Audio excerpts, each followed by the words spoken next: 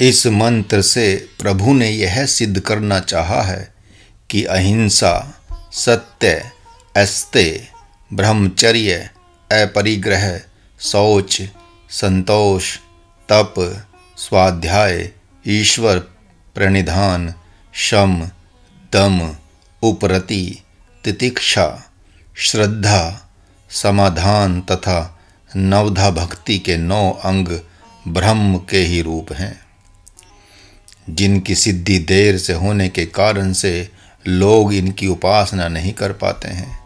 सबसे बड़ी बात तो यह है कि इनकी सिद्धि करने चलने पर राजस एवं तामस संस्कार विघ्न डालने के लिए कमर कसकर साधक के सामने चले आते हैं। ठीक इसके विपरीत राजस तंत्रों एवं मंत्रों की साधना करने वाले साधकों का वे सहयोग करते हैं। स्वयं महाराज देख रहा है कि आध्यात्मिक साधकों में भी तंत्र एवं मंत्रों की तरफ अब रुझान विशेष होने लगा है। वे तंत्र मंत्र से ही आसन सिद्ध करना चाहते हैं तथा समाधि लगाकर जनता जनार्दन के बीच में सम्मोहन, मारन, उच्चाटन, विद्वेषण आदि का प्रदर्शन करना चाहते हैं। निसंदेह भक्ति पथ, ज्ञान पथ, योग पथ की निष्कामता सर्वप्रथम विश्वत प्रतीत होती है, किंतु कालांतर में अमृत का आधार तो वही बनती है। अत्यंत कुशलता के साथ भगवान ने महात्मा अर्जुन के चित्त में प्रवेश करना प्रारंभ कर दिया है। इतना ही नहीं, प्रभु ने यह घोषणा कर दी है कि मैं देवताओं का भी देवता और मंत्रों का भी मंत्र हूँ। ऐसा सुनकर धीरे धीरे महात्मा अर्जुन की आंखें खुलती जा रही हैं और अब और भी गोपनीय रहस्यों को खोलने के दृष्टिकोण से प्रभु ने पुनः कहा, हे पार्थ, गुण और कर्मों के अनुसार चारों वर्णों की रचना मेरे से ही हुई है, तो भी अव्यय अविनाशी होने के कारण मुझ कर्ता को भी अकर्ता ही जानो। एक बात तुम जान लो कि मुझे कर्म फल की इच्छा नहीं है, इसलिए मुझे कर्म नहीं बांधते। इस प्रकार जो अपने को भी आत्मा ही समझता है, वह भी कर्मों से बंधता नहीं है। अतः पूर्व के आत्म जिज्ञासुओं ने इस रहस्य को जानकर ही कर्म किया है, वे कर्म से उदासीन नहीं हुए। अतः तुम भी पूर्व में हुए राज ऋषियों के द्वारा किए जाने वाले कर्मों को करो। हे पार्थ, द्रोणाचार्य, कृपाचार्य, अश्वत्थामा आदि ब्राह्मण हैं। कर्ण की जाति का अता पता तो है ही नहीं, अतः मैं इन लोगों के साथ युद्ध कैसे करूँगा।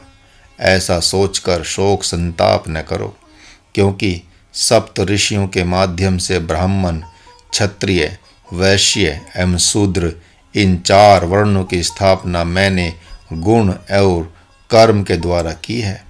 यह युद्ध भूमि है, इसमें वर्ण व्यवस्था की बात करोगे तो मारे जाओगे। यह तुम्हारा घर नहीं है, जहाँ इन वर्णों को जाति भाव से देखा जाता है। गुण एवं कर्म के भेद से विभाग करने के कारण से मैं वर्णकर्ता के कर्ता रूप दोष से दूषित नहीं हूँ, बल्कि आत्मा ही हूँ। इन चारों वर्णों का सृजन करना, फिर विभाग करना तथा इनके कर्म रूपी दोष से दूषित न होना, यही तो लोगों से मेरे में विलक्षणता है। पिता ने पुत्र को जन्माया तो वह पुत्र के गुण, दोष तथा उसके कर्म से लिपायमान होता ही है। जैसे यदि पुत्र ने किसी का वध कर दिया तो उसका दंड माता पिता को भी भोगना पड़ता है, लेकिन मेरा उन कर्मों एवं उनके दोषों से कुछ संबंध है ही नहीं, इसलिए मैं उनका कर्ता होते हुए भी अकर्ता हूँ। यही रहस्य जानकर जो पूर्व में भी मुमुक्षु जन थे, उन्होंने निष्काम कर्म का त्याग नहीं किया। इसलिए तुम भी उन्हीं के मार्ग का अनुसरण करते हुए मेरी आज्ञा अनुसार कर्म करो। गृहस्थ भूमि, वानप्रस्थ भूमि, ब्रह्मचर्य भूमि तथा संन्यास भूमि, ये हैं तो 4 ही, किंतु इन्हीं में से अन्यान्य भूमियाँ प्रकट होती हैं, जैसे साम वेदीय भूमि जहाँ संगीत आदि का आयोजन होता है, मल विद्या भूमि, क्रीड़ा भूमि इत्यादि। रहस्यात्मक विषय तो यह है कि गृहस्थ आश्रम को छोड़कर अन्य किसी भी भूमि में जाति की बात नहीं की जाती है।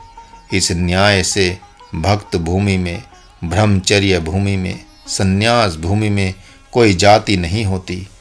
यदि यहाँ आप स्वजन भाव एवं गुरुजन भाव से देखेंगे तो भगवान के धर्म का विरोध हो जाएगा, और जब ब्रह्म भाव से त्याग करेंगे तो स्वजन एवं गुरुजनों पुरोहितों के सिद्धांत के त्याग से, अर्थात उनकी आशा के विरुद्ध चलने वाले होने वाले पाप आपको स्पर्श नहीं करेगा। इस मंत्र के द्वारा स्पष्ट हो गया कि भक्त अवर्णा अर्थात बिना जाति वाला है। संगीतज्ञ अवर्णा, खिलाड़ी आदि अवर्णा है। इन अवर्णों में जो विलक्षण अवर्णा है वह है संत, वह है साधक, वह है भक्त। संत भगवान का प्रतिनिधित्व करता है, इसलिए अवर्ण है। अब थोड़ा आध्यात्मिक वर्ण व्यवस्था की बात देखें। आकाश ही ब्राह्मण है, वायु ही क्षत्रिय है, अग्नि ही वैश्य है, जल ही शूद्र है, पृथ्वी ही मूल प्रकृति अर्थात अवर्ण है। इसी क्रम से आकाशचारी देवता ब्राह्मण है, अतिथि ही क्षत्रिय हैं। आपका पुरोहित ही वैश्य है, जो आपके लिए वेद मंत्रों के द्वारा यज्ञ आदि कर्म धर्म का उपार्जन करता है, स्वर्गीय सुखों का साधन उपलब्ध कराता है। अतः वह पुरोहित ही आपका पेट है। आपका पिता जो आपकी सेवा करता है वही शूद्र है, आपका वही सेवक है। आपकी सेवा शुश्रूषा के लिए ही वह जीता है। यह वर्ण व्यवस्था एक पहेली है। यह भी एक अद्भुत चक्रव्यूह है जिससे निकलने में बहुत समय लग जाता है। पृथ्वी मूल प्रकृति है, इसका प्रतिनिधित्व माँ कर रही है। वही ब्रह्म की योनि है, जिस योनि से ब्रह्म भी कभी अवतार लेता है। इस न्याय से ब्रह्म को धारण करने वाली माँ भी अवर्णा है। आप देखते ही हैं कि पुत्र प्रहलाद भक्त कहलाते हैं और पिता हिरण्यकश्यपु राक्षस कहलाता है। वह पिता शूद्र है, वह एक वर्ण है जो जल का प्रतिनिधित्व कर रहा है, अतः जल ही शूद्र है। वरुण नामक जल का देवता शूद्र है। समुद्र ने स्वयं प्रभु श्री राम से कहा था, ढोल गंवार शूद्र पशु नारी, सकल ताड़ना के अधिकारी। हम सब ताड़ना के अधिकारी हैं। हे राम, प्रेम से, कला से, युक्ति से समझ बूझ कर हम पर शासन करते हुए काम लिया जाता है। दरवाजे पर कुल गुरु के अतिरिक्त भी ब्राह्मणचारी और ब्रह्मचारी गण, देवगण किसी न किसी रूप में आ जाते हैं। पशु पक्षियों के रूप में भी भगवान आते रहते हैं। इन्हीं कारणों से इन प्रतिनिधियों की बात की गई है, किंतु ये सब बातें हैं गृहस्थ आश्रम के लिए। आध्यात्मिक योद्धा के लिए तो विलक्षण परिभाषा है, जो चारों वर्णों को पहचान कर स्वधर्म में स्थित हो जाता है, वही अपने को और ब्रह्म को पहचान पाता है। आप जब पिता की बात करते हैं, स्वजन की बात करते हैं, तो आपके जैसे अवर्णा साधक के मुंह से मानो दुर्गंध निकलती है। अरे, आप ये क्यों नहीं देखते कि आपके विपक्ष में आपके स्वजन ही चमार के रूप में दिखाई पड़ रहे हैं। जो चमड़े की उपासना करता है वह चमार ही तो कहलाता है। बाल बच्चे, भाई बांधव आदि चमड़े ही तो हैं। आपके दादा परदादा शूद्र की जगह हैं। उन्हें अपने पुत्रों में, परिवार में मोह है तो भी शूद्र ही तो कहे जाएंगे। जो कोई जिस समय जो कर्म करता है वह उसी संज्ञा से विभूषित होता है। पुरोहित वर्ग की अर्थात कुल गुरुओं की पुरोधा तो बहुत पहले ही समाप्त हो गई, जब से इन लोगों ने आपके भक्ति भाव एवं साधना की हंसी उड़ाई। जबकि यह तो माता पिता, भाई बांधवों को उपदेश देकर उनके मोह का निवारण कर सकते थे। आप पितरों की बात करते हैं, साधक भूमि में आकर तो शोभा नहीं देता, क्योंकि उनका तो आपकी साधना से उद्धार होना चाहिए। यदि वे पितर आपके भाई बांधवों एवं स्वजनों का ही समर्थन करते हैं तो एक बार नहीं 1000 बार करें, आपका समर्थक तो भगवान है। हव्य से देवता एवं कव्य से पितर प्रसन्न होते हैं, किंतु यह बात मनुष्य लोक के लिए है। संन्यास लोके, भक्त लोके, ब्रह्मचर्य लोके अर्थात भक्त के लिए, साधक के लिए नहीं है। मनुष्य लोके का तात्पर्य है गृहस्थ आश्रम में। यदि इस आश्रम में देवता प्रसन्न हो गए, पितर प्रसन्न हो गए, तो क्या कर लेंगे वे प्रसन्न होकर, जब सद्गुरु ही प्रसन्न नहीं रहेगा। खगेंद्रानंद के पिता कुछ महापुरुष शरीर छोड़कर गुरु लोक चले गए। जाते समय कह गए कि लोगों की संतुष्टि के लिए एक बार सांसद का चुनाव लड़ लो। महाराज से भी इनको लोगों ने मांगा, महाराज ने भी इन्हें दे दिया। फिर तो वे अति व्याकुल हो गए, रोने कलपने लगे कि गुरुदेव, मैं तो गुरुलोक में आ गया था, ऐसा कौन सा अपराध किया कि आप पुनः नरक लोक में भेज रहे हैं। महाराज ने कहा, आप ही तो कहते हैं कि मरते समय पिता भी कह गए थे, अतः यह देन तो आपके पिता की है, महाराज की नहीं। आप ऐसे पिता की क्यों बार बार प्रशंसा करते हैं जो अपने तो मृत्यु के समय कहा कि मैं गुरुलोक जा रहा हूँ, और बेटा जो सशरीर गुरुलोक आ गया है उसे कह गया कि एक बार मानुष लोक में चले जाना। अच्छा, अब तो महाराज ने जो वचन दे दिया उसको वापस नहीं कर सकता, तो आप ऐसा करें कि अभी गंगा जी में स्नान कर पिता को जलदान देकर यही बात कहें कि आपने किस जन्म का बदला लिया है जो जाते जाते इस चक्रव्यूह में फंसा गए। उसके उपरांत माँ गंगा से कहें, हे माँ, हे देवी, यदि सच में मेरी संन्यास लेकर भगवान का भजन करने में प्रीति है, यदि मेरे में गुरु भक्ति है, यदि मेरा घर त्याग करना धर्म है, तो मेरी रक्षा करो, रक्षा करो, रक्षा करो। भगवती माँ गंगा की ऐसी कृपा हुई कि इन्हीं के मित्र में भगवती माँ गंगा ने प्रेरणा कर दी और उनसे कहा, यदि वे नहीं चुनाव लड़ रहे हैं तो उस सीट से मैं ही लड़ लेता हूँ। क्या कर पाए इनके पितर अर्थात पिता। पुत्र के सत्य के सामने असत्य पिता की पराजय हो ही जाती है, भले ही वह पितर बना हो या देवता बना हो। पितर शूद्र होते हैं क्योंकि जलदान लेते हैं, कव्य लेते हैं और बदले में थोड़ा आशीर्वाद दे देते हैं, थोड़ा सुख दे देते हैं, लेकिन गुरु भक्त को क्या देंगे, भगवत भक्त को क्या देंगे, बल्कि उसकी तपस्या की तरफ आशा लगाए रहेंगे। अतः लेने के सिवा वे देंगे क्या। कर्म कांड, उपासना कांड, ज्ञान कांड, ये भगवान की उपासना के 3 अंग हैं जो शूद्र जातीय हैं। वे कर्म कांड से ब्रह्म की उपासना करते हैं, लेकिन वे कर्म कांड से भगवान को पकड़ नहीं पाते। जो ब्राह्मण जातीय हैं वे वेद मंत्रों से ब्रह्म की उपासना करते हैं, लेकिन वेद मंत्रों से भी भगवान को पकड़ नहीं पाते। लेकिन जो क्षत्रिय हैं वे संत की सुरक्षा कर, उनकी आज्ञा का पालन कर, भगवान को प्राप्त कर राजऋषि कहे जाते हैं। जो साधक हैं, भक्त हैं, वे ज्ञान से ब्रह्म की उपासना करते हैं और आत्मा को पाकर आत्मरूप हो जाते हैं। मैं आत्मा हूँ, यही ज्ञान है, तथा ठीक इसके विपरीत मैं शरीर हूँ, यह भाव ही शूद्र है। मैं ब्राह्मण हूँ, ऐसा कहते ही आप शूद्र हो जाते हैं।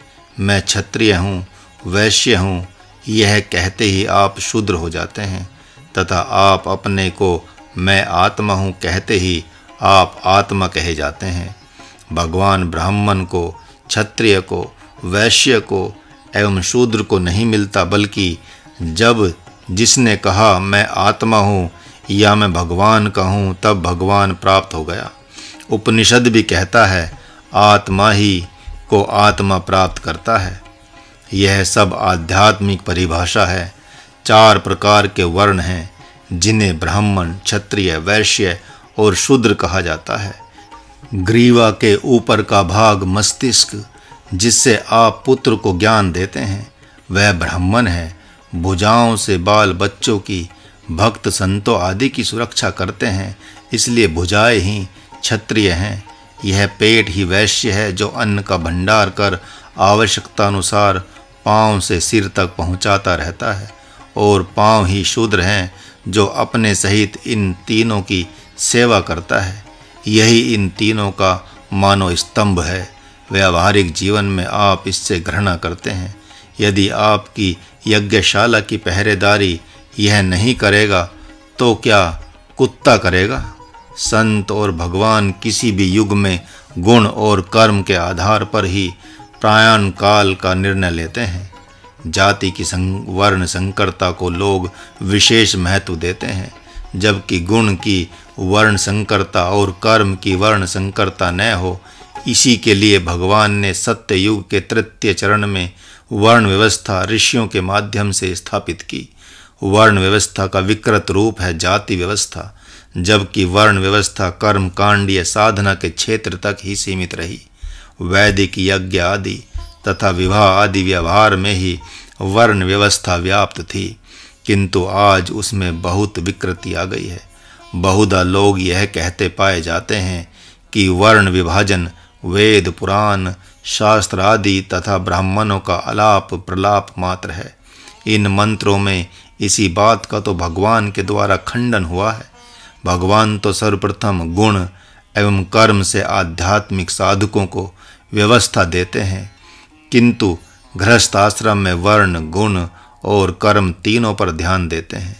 कोई यह न भूले कि वेद शास्त्र पुराण एवं इनकी शाखाओं की रचना भगवान की वाणी है, जो ऋषि महर्षियों के हृदय से प्रकट हुई है। पूर्व में यह स्पष्ट कर दिया गया है कि सत्य युग के द्वितीय चरण तक वर्ण व्यवस्था नहीं थी, किंतु जब मनमानी प्रकृति में विकृति आई तब भगवान ने वर्ण विभाजन करके उनके स्वधर्म का भी निर्णय कर दिया। आज भी मौलिक रूप में वर्ण विभाजन नहीं है। वर्ण विभाजन साधना की वह पृष्ठभूमि है जिसमें आसीन होकर पिता पुत्र स्वामी एवं सेवक सहज साधना को स्वीकार करते हैं। यदि कोई आदर्श पुत्र अपने पिता को सम्मान देते हुए उसके समकक्ष न बैठकर नीचे धरती पर बैठे तथा उसकी धर्मपत्नी एवं सेवक भी इसी प्रकार नीचे ही बैठें, तो वह पिता ब्राह्मण तो नहीं हो गया। विश्व में ऐसा कौन सा परिवार होगा जिसमें यह व्यवस्था नहीं पाई जाती? आज भी आदर्श माताएं अपने पति को भूल से भी अपना झूठा नहीं खाने देती, चाहे वे किसी भी वर्ग की हों। ग्रामीण क्षेत्रों में भारतवर्ष में जो आज भी यह आदर्श संस्कृति संपूर्णता से जीवित है, वर्तमान में तो गुणों एवं कर्मों की संकरता हो चुकी है। इसलिए योग तंत्र मंत्र की प्रधानता नहीं रह गई है। ऐसी अवस्था में भक्ति प्रधान हो गई है। संन्यास आश्रम में यदि सद्गुरु की अध्यक्षता है तो विशेष योग ध्यान ज्ञान प्रधान होता है। जो शिष्य सद्गुरु के द्वारा डंडा मारकर भगाए जाने पर भी न भागे, वह ध्यान ज्ञान विज्ञान का अधिकारी होता है। ठीक इसके विपरीत जो साधक जो शिष्य सद्गुरु की आज्ञा संपूर्णता से पालन नहीं कर सकता, उसके लिए सद्गुरु उसके स्वभाव अनुसार साधन भजन की व्यवस्था करता है। अपने स्वभाव गुण और कर्म को उनमें आरोपित नहीं करता। जो संत हैं वे गुण और कर्म से अपवाद साधक को छोड़कर किसी भी विषय का विभाग करते हैं। आत्मानंद ने पूछा था कि जो विद्वान हैं उन पर तो भगवान विशेष कृपा करेगा। महाराज ने कहा कि नहीं, क्योंकि भगवान के पास विद्वता का कोई मूल्य नहीं है। उसके पास तो श्रद्धा और समर्पण का मूल्य है। ईशावास्योपनिषद में ऋषियों का कहना है कि जो अविद्या कर्म की उपासना करते हैं वे अविद्या रूप घोर अंधकार में प्रवेश करते हैं, तथा जो विद्या अर्थात उपासना में ही रत हैं वे मानो उनसे भी अधिक अंधकार में प्रवेश करते हैं। जो मूर्ख हैं अज्ञानी हैं उनका उद्धार संभव है, क्योंकि ये कुछ भी जानते ही नहीं। इसलिए जब उन्हें भगवान को जानने की जिज्ञासा होगी तब सद्गुरु की हर बात आंख बंद करके मान लेंगे। किंतु जिन्होंने बहुत सी पुस्तकों ग्रंथों को पढ़ लिया है, उनके द्वारा गुरु आज्ञा पालन करना कुछ कठिन सा हो जाता है। यदि साधक साधन पथ में नहीं उतरा, प्रयोग में नहीं आया, तो भौतिक विद्या बंधन कारक होती है।